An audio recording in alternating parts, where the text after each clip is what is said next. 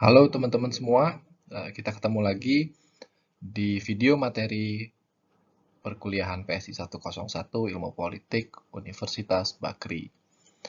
Nah, pada kesempatan ini saya akan memberikan materi tentang hubungan internasional yang meliputi apa sih itu hubungan internasional, kemudian juga konsep power ya dalam hubungan internasional, pendekatan-pendekatan yang ada dalam subdisiplin hubungan internasional, dan juga tidak lupa metode dalam hubungan internasional.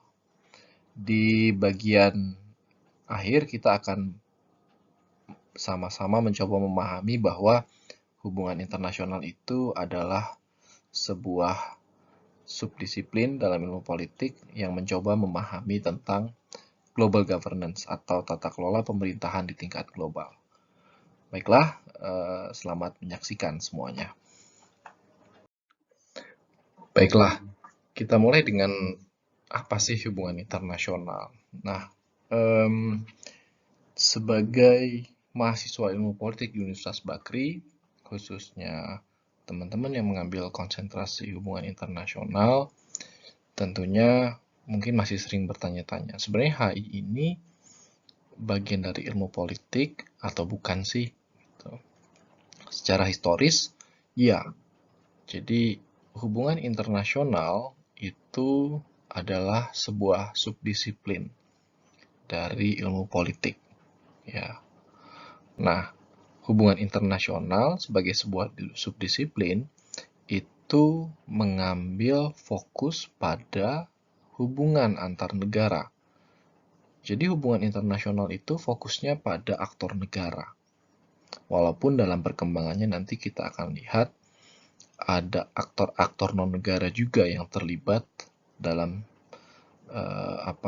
kajian hubungan internasional. Nah, tidak hanya membahas tentang interaksi antara negara yang ada di dunia, studi hubungan internasional juga menganalisa seperti apa sih proses pembuatan kebijakan ya terkait dengan hubungan internasional, dalam hal ini kebijakan luar negeri tentunya, atau lebih populer dikenal dengan diplomasi ya, dan sebagainya macamnya.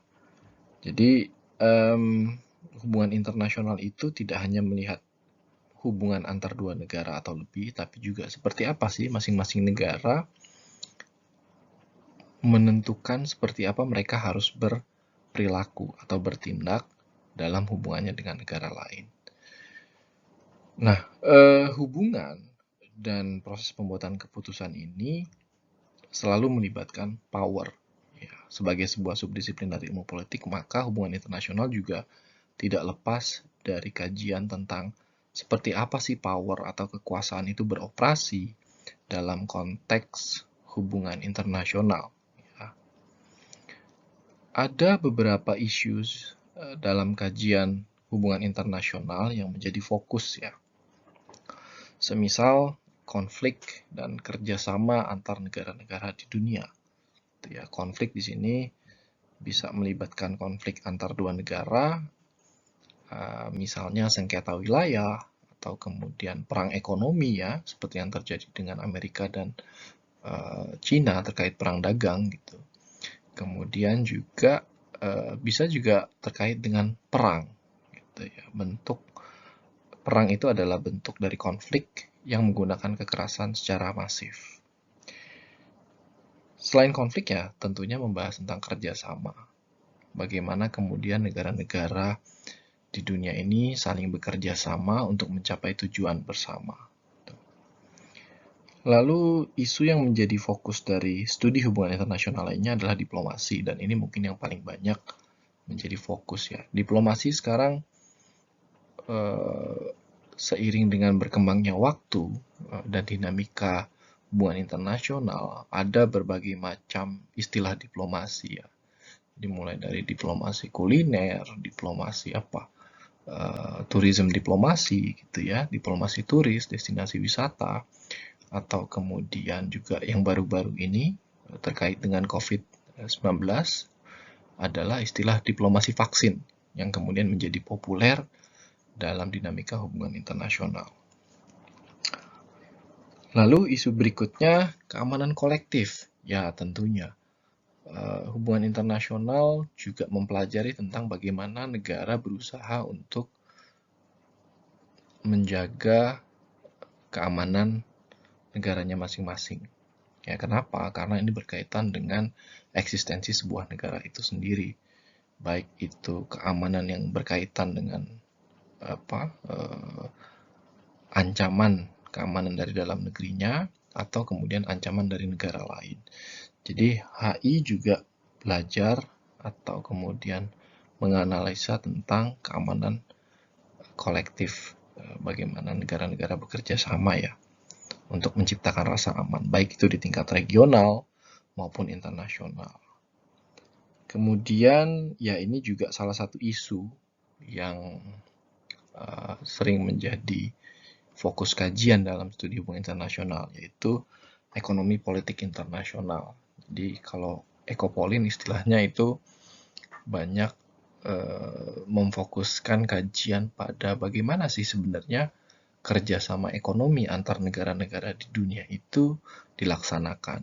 Seperti apa sih proses negosiasi terkait dengan perjanjian ekonomi, baik itu secara bilateral atau misalnya regional dan multilateral. Nah, ini beberapa contoh-contoh kasus yang kemudian menjadi fokus dari kajian ekonomi politik internasional. Pada slide sebelumnya saya sempat menjelaskan bahwa HI sebagai sebuah subdisiplin ilmu politik juga menjadikan power sebagai objek analisa. Nah, meskipun nanti kita bisa melihat bahwa power dalam studi HI itu punya makna yang sedikit lebih berbeda dan lebih fokus ya. Karena dia berbicara tentang aktor negara dan hubungannya dengan negara lain atau aktor negara lain. Power dalam hubungan internasional sama seperti dalam disiplin ilmu politik secara universal ya. Bicara tentang bagaimana sih negara itu memiliki kemampuan untuk mempengaruhi negara lain agar mengikuti atau mengarah kepada satu hal yang diinginkan. Ya kan? Jadi bicara soal pengaruh. Dalam hubungan internasional, yang namanya pengaruh ini bisa dilaksanakan melalui beberapa bentuk instrumen power. Ya. Jadi yang pertama misalnya instrumen hard power. Jadi kekuasaan yang kalau hard power itu mungkin bersifat koersif, memaksa gitu ya. Kalau kita lihat di sini beberapa contoh dari bentuk instrumen kekuasaan koersif tersebut atau hard power adalah intervensi militer. Bentuknya bisa misalnya invasi atau kemudian mobilisasi militer dari satu negara ke negara lain atau mendekati wilayah negara lain. Itu military intervention.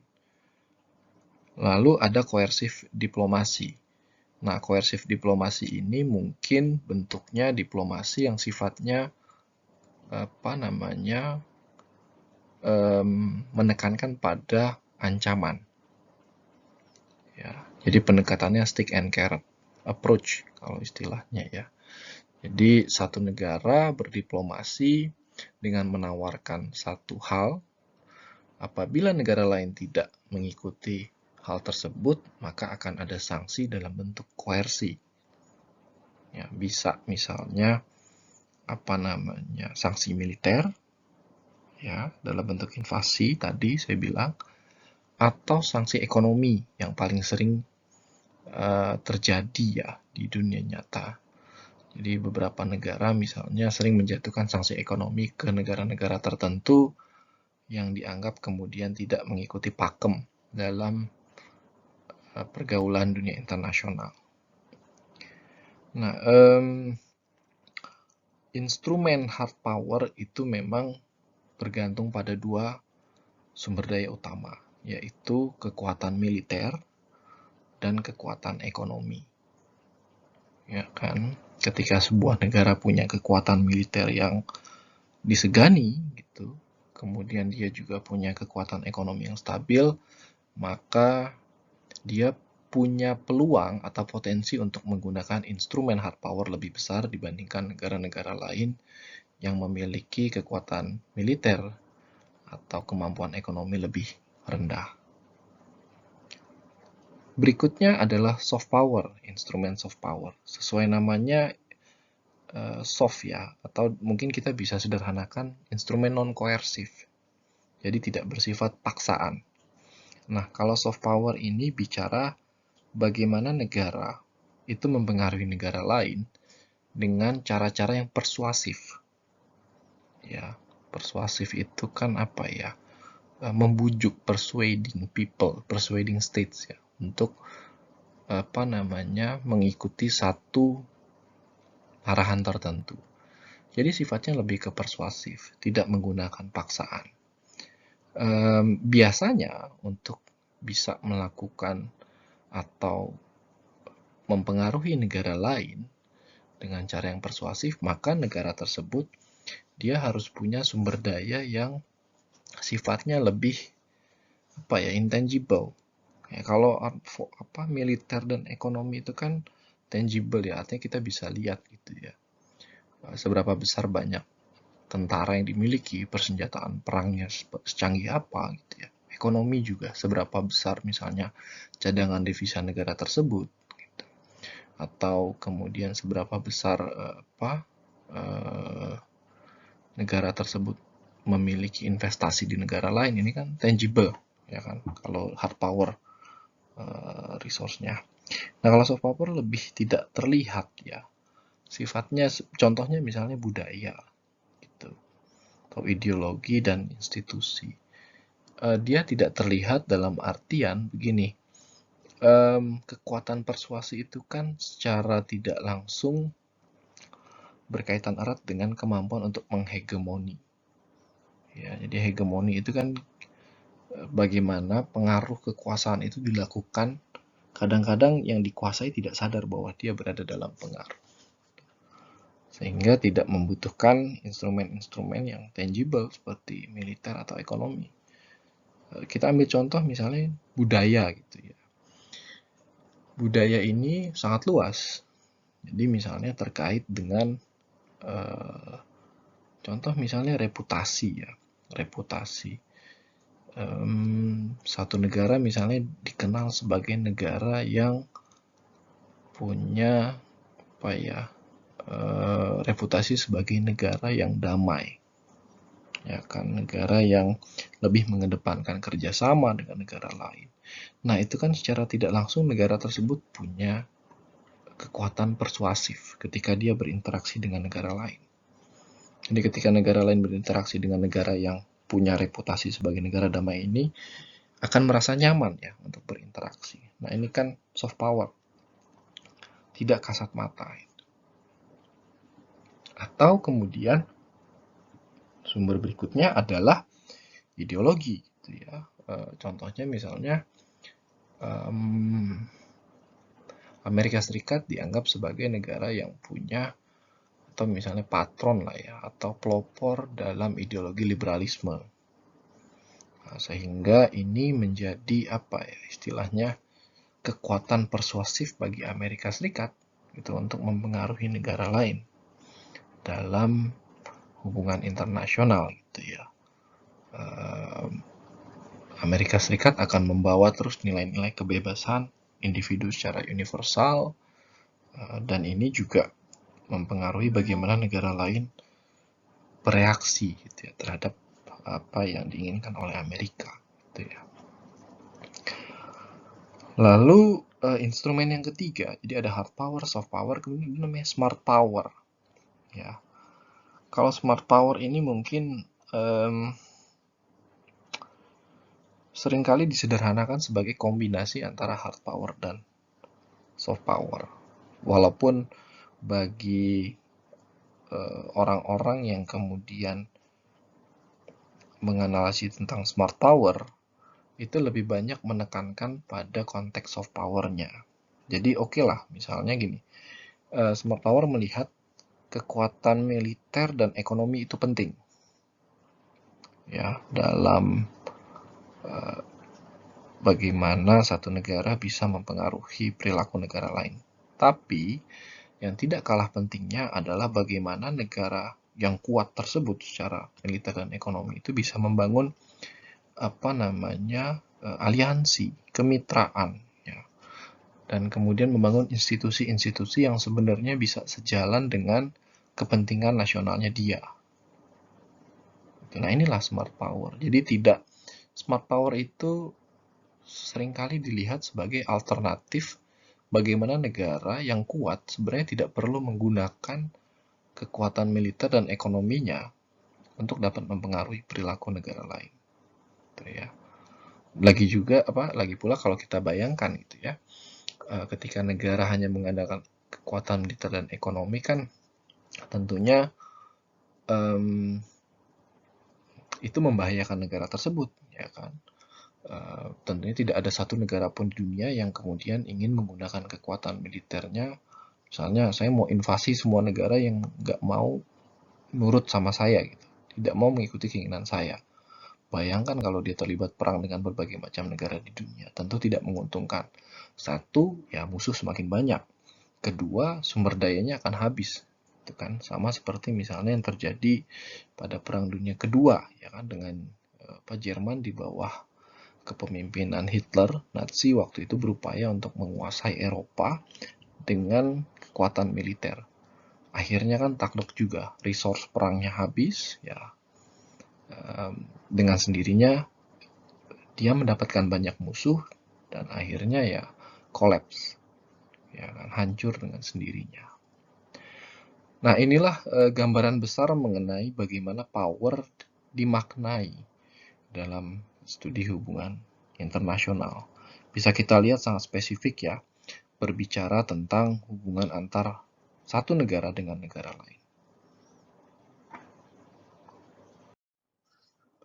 Seperti inilah kira-kira bagaimana hard power dan soft power beroperasi ya di dunia nyata. Jadi kalau menurut Joseph Nye, pencetus teori tentang hard dan soft power ini, kalau yang namanya hard power itu tujuan akhirnya adalah bagaimana satu negara itu bisa memerintahkan, memberi perintah, ya, sehingga bentuk tindakan yang dilakukan dalam hard power ada dua bentuk nih, atau strategi lah kita bisa bilang.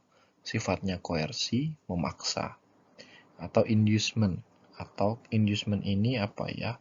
Menawarkan sesuatu. Nah, dua hal ini kan sifatnya command, ya kan? Memberikan perintah.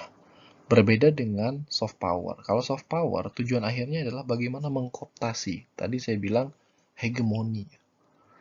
Jadi bagaimana soft power itu digunakan untuk mempengaruhi pihak lain, sehingga perilakunya itu mengikuti apa yang diinginkan oleh pihak yang melakukan kooptasi. Ya, jadi bagaimana lebih banyak kepada perspektif bagaimana negara lain itu melihat sesuatu. Sehingga yang sering dilakukan adalah instrumen atau perilaku dalam soft power, agenda setting atau attraction. Agenda setting ini contohnya misalnya negara tersebut mencoba untuk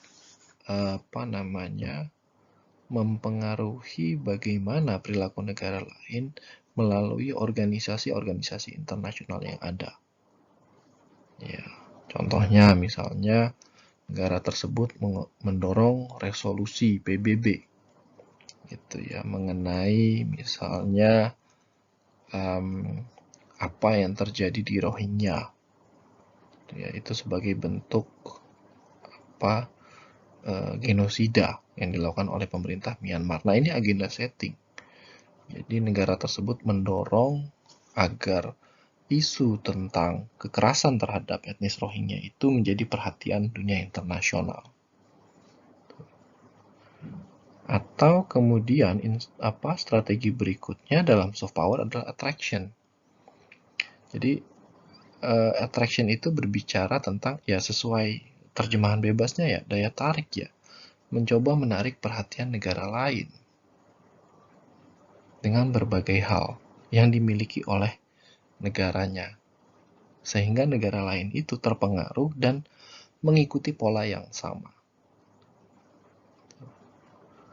Nah, untuk melakukan hard power, negara itu membutuhkan sumber daya. Ya, sumber dayanya apa saja? Di sini ada force, ya, militer tentunya.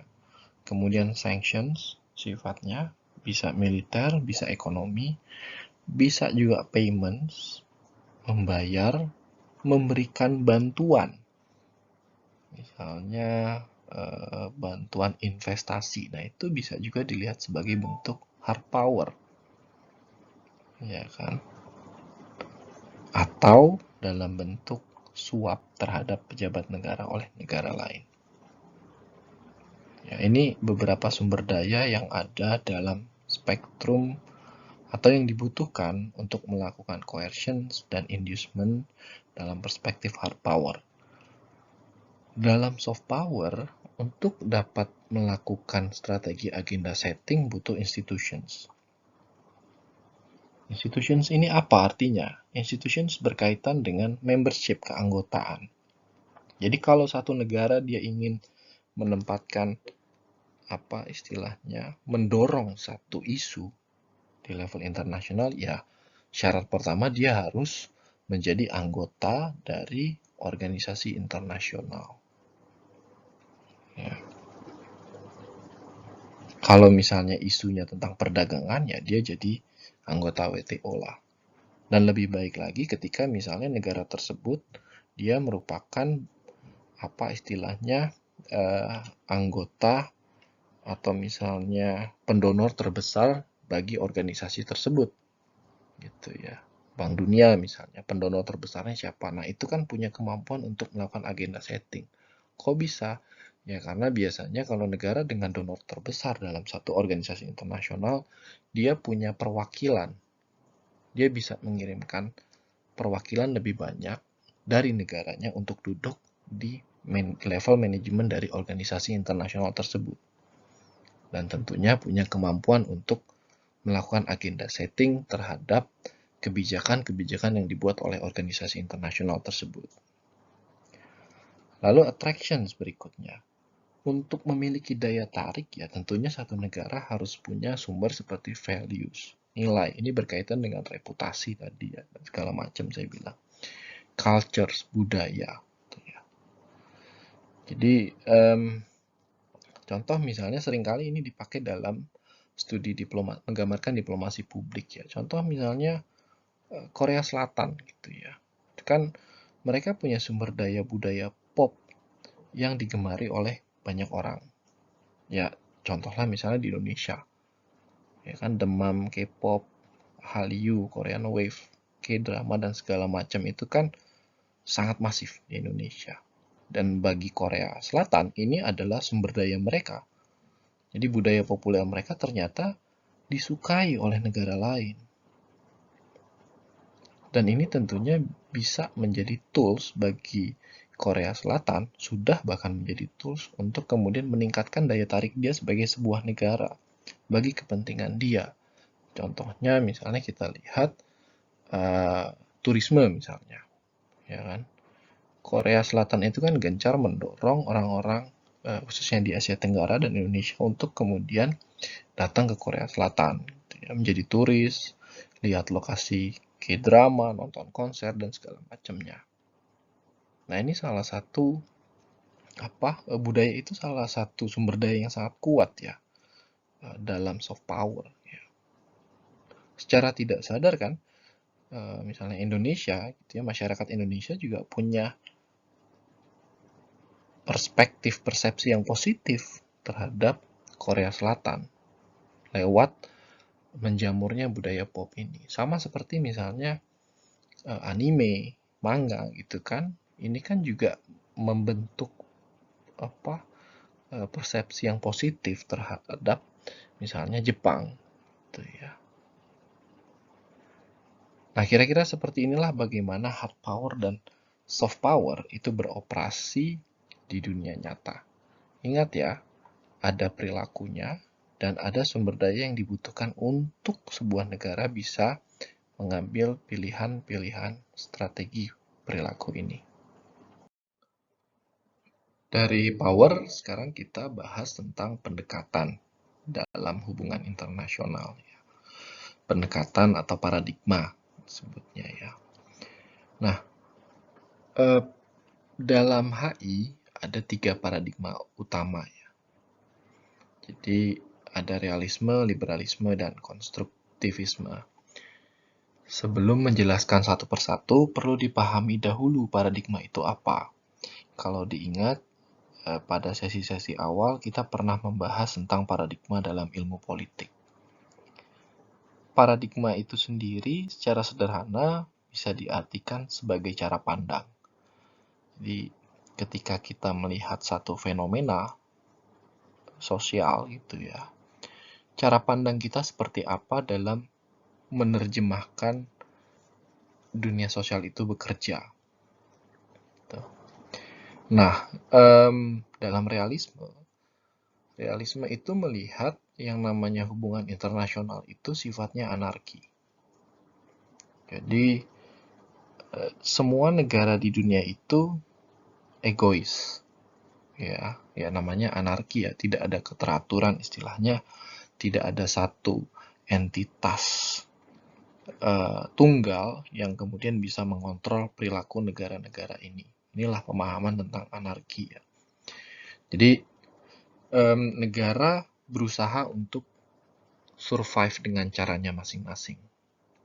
Dan cara untuk survive itu atau bertahan adalah dengan mencapai kepentingan nasionalnya. Macam-macam kepentingan nasionalnya, bisa di bidang ekonomi, ideologi, atau militer. Ya, tiap negara punya kepentingan nasional yang berbeda-beda. Nah, realisme melihat bahwa hubungan internasional itu pada dasarnya hanya didominasi oleh aktor negara. Ya, yang paling penting adalah negara. Tidak ada entitas yang menguasai negara selain negara itu sendiri, dan tidak ada peran dari negara lain.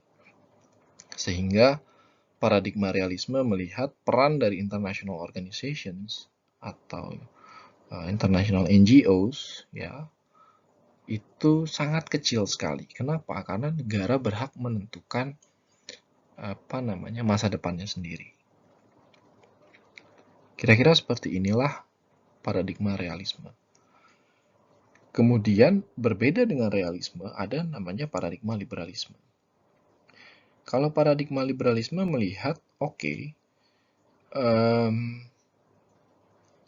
tidak dapat dipungkiri bahwa negara itu punya kepentingan nasional masing-masing dan semua berupaya untuk bertahan atau survival ya sebagai sebuah negara.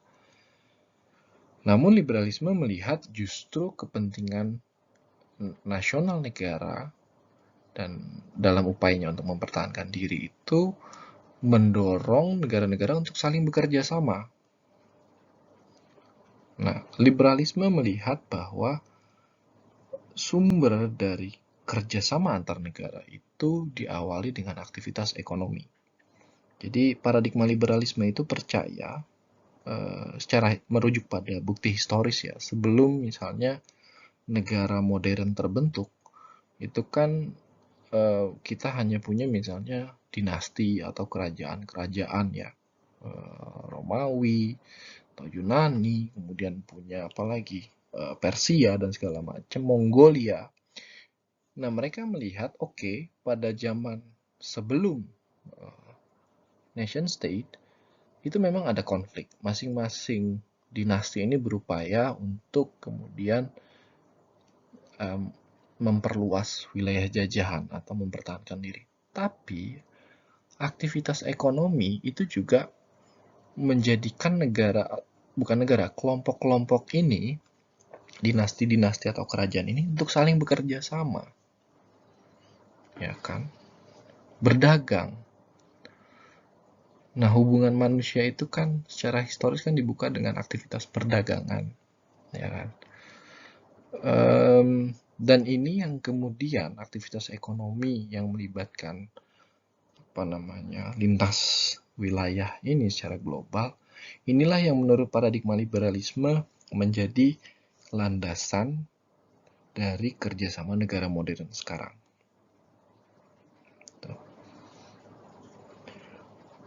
Nah, untuk mengatur kerjasama, oleh karena itu dibutuhkanlah yang namanya international organizations, seperti PBB, kemudian juga ada WTO yang mengatur tentang perdagangan, ada misalnya WHO tentang kesehatan.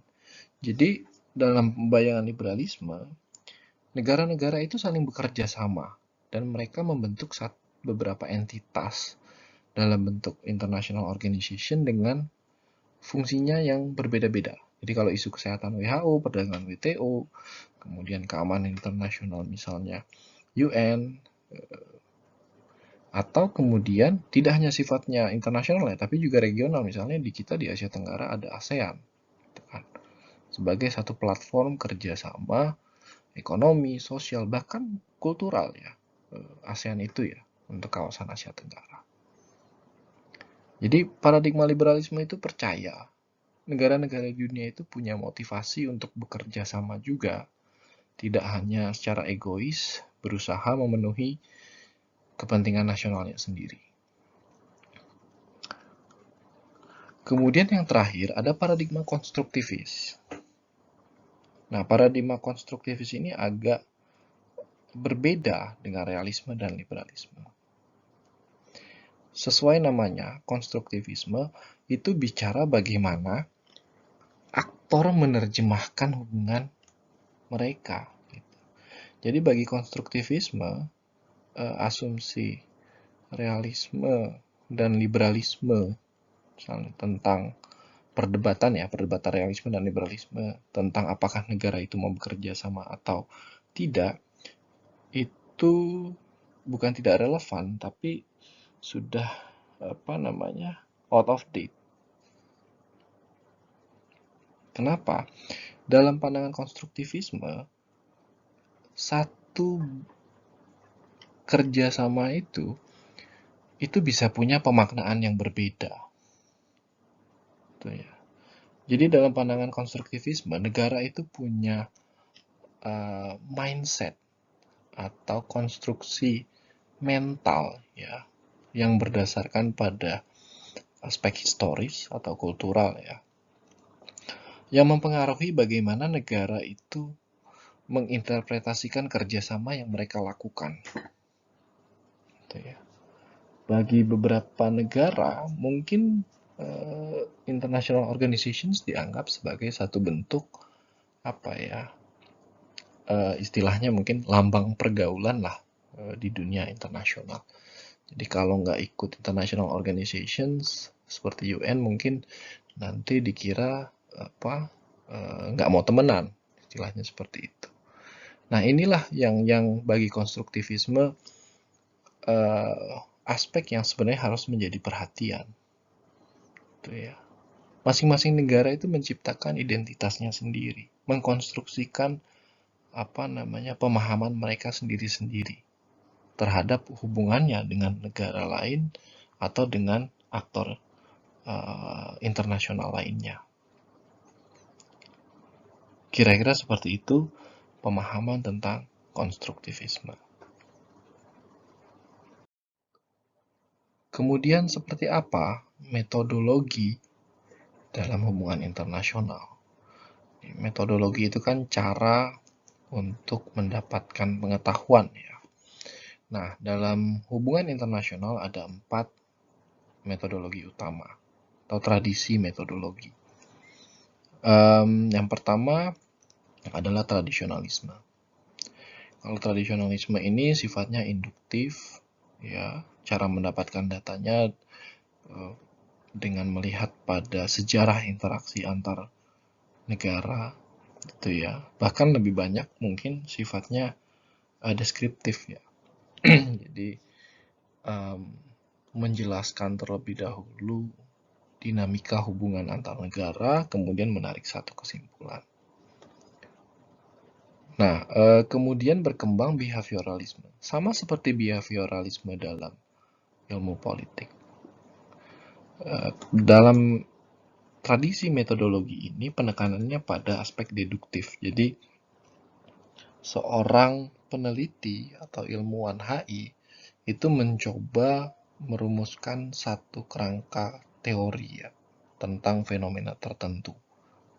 Nah, kemudian diuji dengan serangkaian metode pengambilan data. Apakah kemudian kerangka teori yang sudah dikonstruksikan ini cocok dengan temuan di lapangan? Ini behavioralisme ya. Ini sangat positivisme. Positivisme itu kan mengikuti metode yang ada dalam ilmu alam atau natural atau ilmu pasti ya, kita istilahkan seperti itu. Berikutnya, pada era sekarang perdebatan metodologi dalam HI itu ada dua. Jadi yang satu bicara rasionalisme, karena kalau rasionalisme ini tidak jauh berbeda dengan behavioral, ya, tetap positivisme. Nah, rasionalisme ada sedikit koreksi gitu ya. Kalau behavioralisme kan dia mencoba mensimplify, menyederhanakan perilaku aktor gitu ya. Tapi kalau rasionalisme melihat, oke, kita paham bahwa dunia hubungan internasional ini adalah sama seperti kajian ilmu sosial lainnya, itu sangat kompleks gitu ya. Tapi sebenarnya kita masih bisa menemukan dalil-dalil atau kerangka-kerangka pemikiran terkait dengan fenomena itu. Jadi sama seperti behavioral, rasionalisme melihat yang namanya negara itu, perilaku negara itu masih bisa kita jelaskan melalui kerangka teori yang ada. Gitu ya. Lalu metode berikutnya reflektivisme. Nah, kalau reflektivisme bicara lebih dekat dengan pendekatan post-positivisme atau postmodernisme. Jadi, kalau dalam pandangan reflektivisme, knowledge dan power itu dua hal yang saling berkaitan. Jadi, production of knowledge, jadi produksi pengetahuan itu sangat ditentukan oleh siapa yang memegang kekuasaan, siapa yang menghegemoni. Itu ya. Dan dalam metodologi reflektivisme itu mereka dekat dengan teori kritis ya. Jadi mencoba memahami fenomena sosial itu tidak hanya dengan pendekatan positivis, tapi melihat bagaimana sih sebenarnya pelaku-pelaku hubungan internasional itu. Baiklah, kalau kita coba simpulkan ya, atau misalnya kita coba tangkap esensi dari studi hubungan internasional, pada dasarnya studi hubungan internasional itu bicara tentang ini ya, global governance. Ya, bagaimana tata kelola pemerintahan di tingkat global.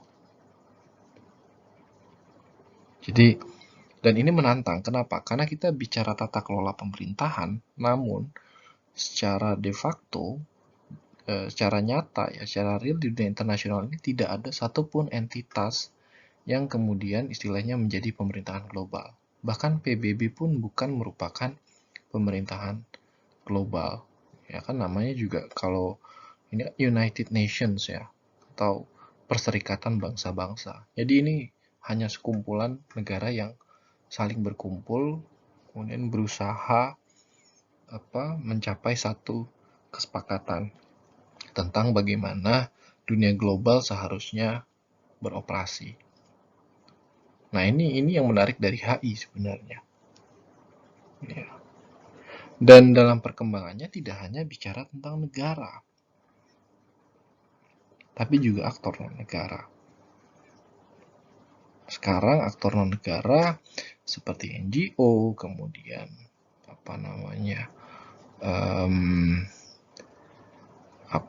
diaspora, ya, komunitas diaspora itu kan punya peran penting dalam mewarnai dinamika hubungan internasional. Nah, global governance ini punya 3 karakteristik utama. Pertama, polisentrisme. Polisentrisme itu apa? Jadi, dalam tata kelola pemerintahan global, itu ada beragam mekanisme kerja. Ya. Jadi contohnya gini, untuk sektor kesehatan misalnya ada WHO, gitu ya. Dan WHO berdiri sendiri, tidak kemudian berada di bawah subordinasi, contohnya misalnya PBB, enggak. Ada WTO, perdagangan, dan mereka tidak berada di bawah subordinasi PBB. Polisentrisme. Ini menarik ya, di tingkat global. Kalau kita lihat di tingkat negara ya, domestik negara kan gampang kalau satu negara dia pasti punya kementerian kesehatan, kemudian kementerian apalagi perdagangan. Tapi kan kementerian-kementerian ini bertanggung jawab pada presiden atau perdana menterinya. Ada satu entitas tunggal yang memerintah. Tapi kalau di dalam global governance tidak ada. Selain polisentrisme atau ragam mekanisme kerja ya di sektor-sektor kerjasama internasional, yang namanya global governance itu punya karakteristik intergovernmentalism. Ya, jadi intergovernmentalism itu bicara bahwa ya keputusan itu dibuat berdasarkan interaksi antar negara, dan negara-negara ini punya pengaruh masing-masing. Kalau kalian ingat tadi kita bicara power, itu kan bagaimana mereka mencoba menanamkan atau mempengaruhi negara lain. Lalu karakteristik yang terakhir adalah mixed actor. Kita tidak bisa lagi bicara global governance, itu aktornya cuma negara. Tapi ada yang namanya NGO. Ya, ada misalnya NGO yang didirikan di Eropa beroperasi di Indonesia atau di Filipina, di mana-mana, gitu ya. Kemudian ada yang namanya juga TNCs, Transnational Corporations, ya kan, perusahaannya di mana dia beroperasinya di negara lain. Dan aktor-aktor ini, aktor-aktor non-negara yang sifatnya publik dan privat ini, itu punya kontribusi dalam proses pengambilan keputusan di hubungan internasional, gitu ya, dan punya peran. Jadi kalau kita bayangkan ini sesuatu hal yang sangat kompleks ya. HI itu belajar hal yang sangat kompleks. Dan tidak hanya belajar negara, tapi bagaimana negara berinteraksi dengan aktor non-negara berinteraksi dengan aktor non-negara lainnya di negara lain. Jadi ini satu jejaring yang sangat kompleks. Itu yang harus diingat ya, mengenai ruang lingkup dari studi hubungan internasional. Oke, di penghujung materi hubungan internasional kali ini, saya ingin mengajak teman-teman semua untuk merefleksikan jawaban dari pertanyaan berikut. Ya, kalau dilihat di sini, pertanyaannya adalah, apakah dinamika politik domestik di satu negara itu mempengaruhi dinamika hubungan internasional? Dan juga sebaliknya, apakah dinamika hubungan internasional yang ada mempengaruhi dinamika politik domestik di suatu negara? Silahkan direfleksikan dengan disertai Contoh, ya, bayangkan contohnya mungkin di Indonesia. Apakah dinamika politik domestik di Indonesia itu mempengaruhi atau mewarnai dinamika hubungan internasional dan sebaliknya?